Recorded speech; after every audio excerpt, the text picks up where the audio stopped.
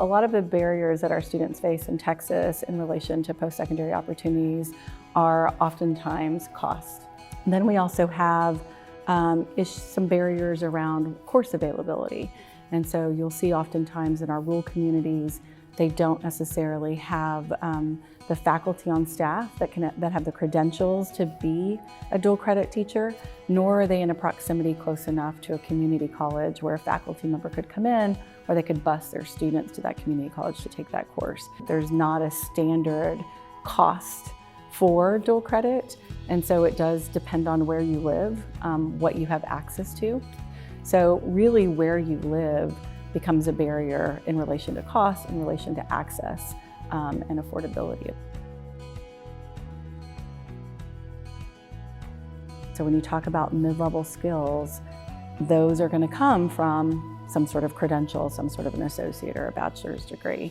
And so we see direct correlation to economic mobility and social mobility as well. So all the research that we have done within our state, but also across our country, right? What we tend to see is that if students engage in at least one college credit bearing course in high school, you're doubling their chances of not just going to college, but completing post-secondary, whether that's an associate degree or a bachelor's degree.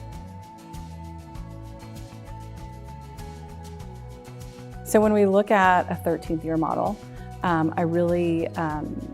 I think a lot of the value comes from that transition, right? There's not a lot of attention paid to the transition between a high school senior graduating and into college.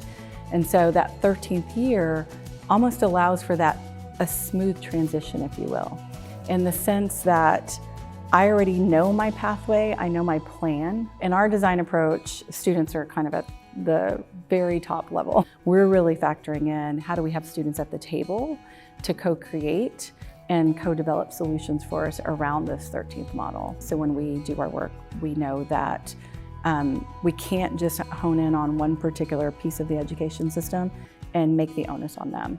That it's the community that has to get involved in order to understand what this work looks like and what are the outcomes that we can provide the student and almost promise them, right? And so we've brought in our workforce also to be part of our design team. We are going across sectors to really get the perspectives at the different levels and make sure that we're really focused on the communities. What it means for students if we're more aligned is that you're going to see more students see post-secondary as attainable. You're going to see more students want to go on that pathway, right, and see the value of it.